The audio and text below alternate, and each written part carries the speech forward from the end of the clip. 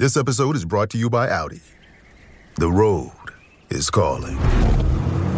Embrace the thrill of the drive with the all-new, fully electric Audi Q6 e-tron. Featuring effortless power, serious acceleration, and advanced Audi tech. It's not just a new EV, it's a new way to experience driving. The all-new, fully electric Audi Q6 e-tron is here. The next chapter of Audi starts now. This episode is brought to you by Indeed. When your computer breaks, you don't wait for it to magically start working again. You fix the problem. So why wait to hire the people your company desperately needs? Use Indeed's sponsored jobs to hire top talent fast. And even better, you only pay for results. There's no need to wait. Speed up your hiring with a $75 sponsored job credit at Indeed.com/podcast. Terms and conditions apply. Good afternoon, guys, and welcome to the podcast from California. I've got Dr. Joan, and by trade, she is a chiropractor, and she helps individuals with identity theft and helps them recover how to prevent. And so this conversation is going to be all about identity theft. And if that's of interest to you, I'm really happy to have her on the show. Joan, welcome. I'm so happy to be here, Chris. Yeah. As it's a huge problem these days for people, and most people don't even know how to handle it. Yeah. And briefly introduce yourself and how you got started. And I'm really excited to, get into the nuances of it. Yeah, me too. So I'm Dr. Joan of Angels, Dr. Joan Hangarter. Over the years, I evolved from practicing chiropractic, and I used to consult in other chiropractors' offices. And then I pivoted also and began to coach people to how to live your best life. And so I expanded my practice in many ways. But this last summer, and I've been a speaker. I spoke all around the world, executive producer of a company called Portal to Ascension. We did online and in-person conferences everywhere, Egypt, London, the UK. So it was great. And so I'm an educator. And this year, last summer, it suddenly came to my awareness, like quite a shock, that there were at least three people using my social security number. One I identified had started a T-Mobile account in my name. I think their name was something like Tom. One person the IRS had actually told me about or mentioned years ago, 2005, briefly mentioned as if it was no big deal, someone using my social security number. And then the third person I caught trying to get a loan in my name. That really was like having someone slap you awake, Chris, to realize that there's something going on. And I was in the middle of launching a big project. I was rewriting my book. I had a lot going on. And suddenly I had no time to deal with this. And I had hours and hours of having to pivot to try to understand what was happening to my credit. And that is how I got into this. That's my background of really this year becoming an advocate for reminding people, especially seniors, to be alert to what's happening with your accounts. Mm-hmm. Yeah. And so we'll dive right into the questions. And first thing is typically the traditional methods is shred up your mail, your address, all that stuff. But I think now everything's digital and people are getting more sophisticated. So what are the top ways that people make themselves vulnerable to identity theft? First of all, the largest theft comes from people we trust that pretend to be people we trust. So you get a letter from your bank, you get a letter from PayPal, you get a letter from Norton. This happened to me just recently. Norton wrote to me, and I thought it was real. So you see a trusted person, and then the thing to do to avoid identity theft is then to look at the email address. Now, and that's the next level, guys, of being sophisticated about where your mail is coming from. Mail is where most of the identity theft is happening now, and most of it is from names that you already trust, but it's faking. They're faking those names. And step one is to really start paying attention to the emails that you're getting, because there is a way that you can at the top look and see the email address of that sender. And you need to do that on every single email before you click the link that they have sent you. Mm-hmm. And that's a simple fix, Chris. That should help some of it. But I don't know about you, but I've noticed every day I get 3 or 4, 5 emails like that. It just seems to be more commonplace. So that's the first thing to look for. The second thing to look for is to start to see if there's been changes in your account.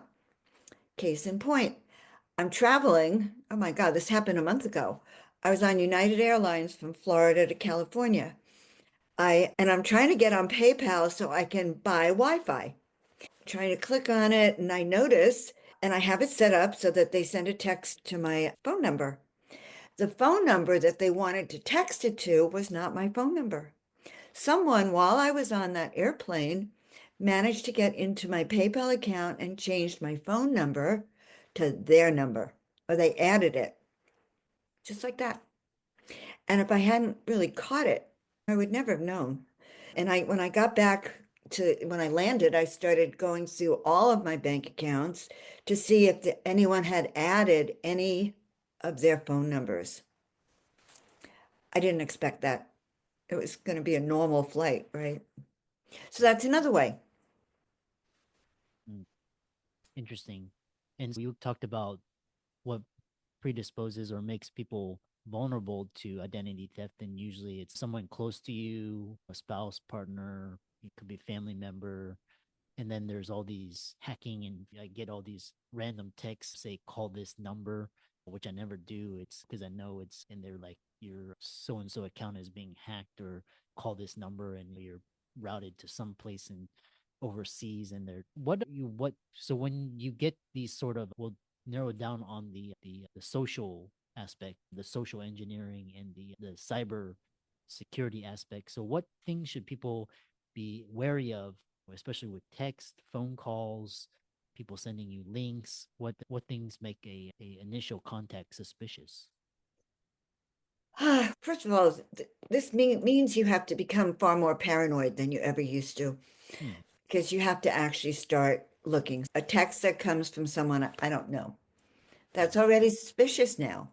Even though I send texts to people that I just met, I don't know them yet, but if they haven't introduced themselves to you in that text, it could be a suspicious text. If there's a link in that text, just delete it. If there's something that's important enough that you need to have it, they will find another way to get it to you. And I struggled with that. Oh my God, maybe this is important. I gotta click it on. The other thing, such a common scam you would not believe people fall for it, is this the you owe postage. My daughter fell for this in London. It was a $5,500 mistake for her. That's a lot of money.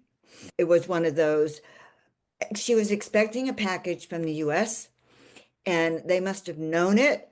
God knows how that happens, but it says, oh, your package is in customs. It needs another 55 cents or something, like something innocuous. So she, of course, clicked on it. And before you know it, she's talking to these frauders who get into her account, and $5,500 later. So that's another thing to be aware of.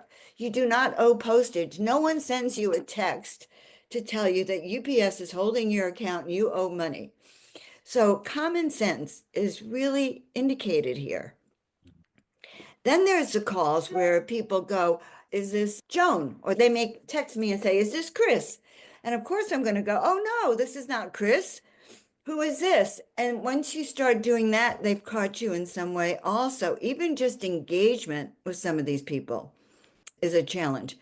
And if you give them a key to your bank account, like my daughter did, or my friend Dylan's father had his 2/3 of his retirement account wiped out, this is real. What are other ways? I want to trigger people to start to be aware. Honestly, when I first became aware of the identity theft protection, I get an email from Norton, what I think is Norton, and I'm experienced at this by now, right? And this time, because it looks so good, I did not look at the email address, and I almost got screwed. Okay, I caught myself just in the nick of time. But it could be almost anything. So anything that you don't know where it comes from, who it is, anyone who's asking your name, don't even bother to respond. They don't know who you are. They're just phishing. And that's what it's called, phishing, phishing, phishing. They're like fishing, like it's as if you're a fish. They're trying to grab your information. They throw it out there and they're going to grab it. So those are other ways. Now, this thing about social security number, Chris, is really huge because back last summer in August, I don't know if you remember, 2.6 billion social security numbers were hacked. Now, we only have something like 380 some odd million people in this country, so you have to, number one, wonder about the rest of them.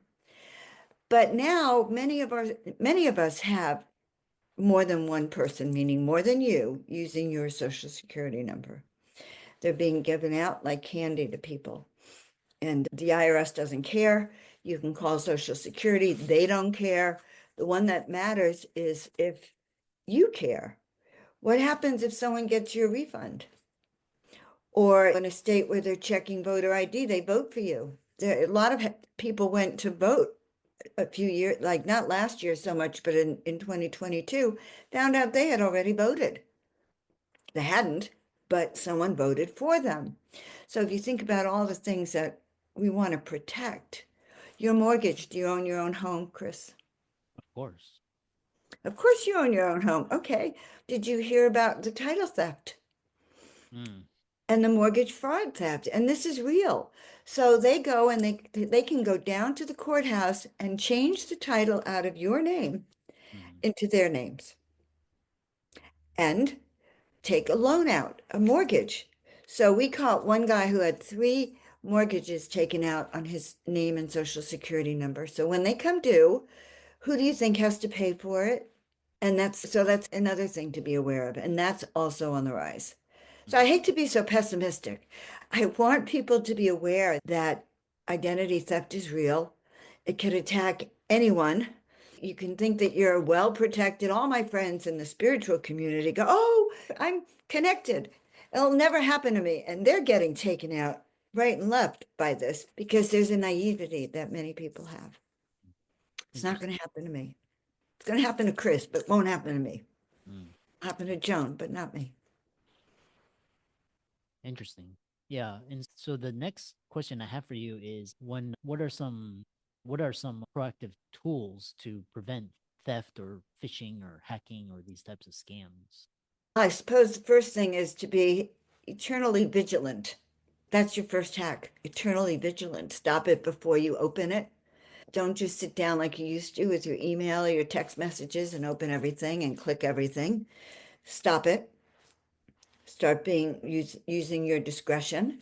Go online and look at your credit report. Very important to look at your credit report because that's going to tell you if someone else has opened an account in your name. Mm, If you suspect someone's using your account, then immediately try to lock down your accounts. So when I found someone was trying to get a payday loan in my name, I shut down the payday loans and I shut down all my credit. Boom. Now, just so you know, it's very annoying to shut down all your credit because if you need credit, you have to then reopen everything and create a window of opportunity. But being vigilant is going to really help. And using a service that can take care of you. I've been using something called Identity ID Shield, Legal Shield Protection ID Shield. So what did they do? Number one, I have a password protector on my computer. They haven't, which is interesting because on the airplane that night, I was having trouble with my VPN. And so I had shut off my VPN on the airplane. And I guess because it's a closed Wi-Fi, someone was able to just get right into that account and hack me as I was trying to open it. So being able to monitor things in real time, also very important. So VPN is critical. Having your computer monitored for attacks is critical. This is common sense. Do not use the same password over and over again. Yeah, do not use a common word. Don't use your name. Don't use the name and dates of your children. I know this is, and even my kids, I yell at them all the time, and they still use their names. Probably should never have said that. Don't use your names, guys. Really be creative. If you can remember the password, it's a bad password.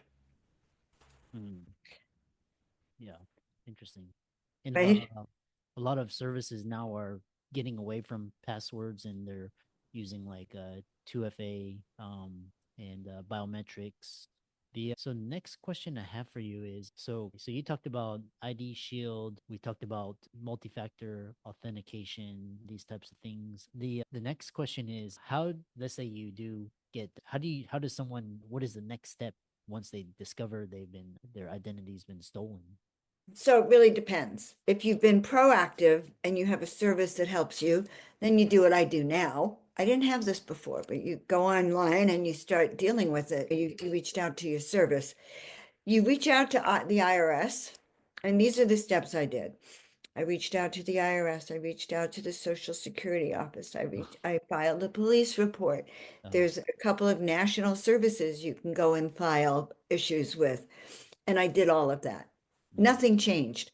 The guy who has my T-Mobile account, and his name is, I think it's Thomas, he still has that account. The other guy who obviously is paying taxes using my social security number still has that account. I'm the only one agitated, guys. And so you just have to keep monitoring your credit regularly, like monthly, like brushing your teeth monthly to make sure no one has really attacked you. mhm, mm. Interesting. Even Uh, with your title, Chris, yeah. even with your title, really protecting yourself, your mortgage, to make sure, because now it's getting more insidious, Hmm. not less. Yeah. Yeah. And then I get all these random texts saying, oh, we're interested in buying your property for cash. And it's just like a random text. Like I said, these are really stupid and annoying things, but maybe some of the audience really doesn't know that. So just keep aware, just all these just like I said. So what's interesting is what you're a chiropractor and you're also an energy healer. We have a few minutes remaining. Talk about just healing, like what does it do emotionally or energetically, and talk about karma to these perpetrators. Karma to those perpetrators. This life, past life, and future lives, let it all be ruined. No. Yeah, look, we know that it happens, and our job is to protect ourselves and the people we love. And everything on this. And it's a reminder.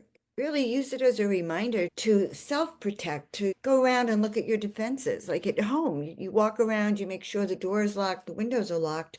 Now you're adding your own personal identity also to make sure you have it protected from everyone else. It takes extra time to think about it. You just don't automatically answer everything like a naive person that we used to be before this show.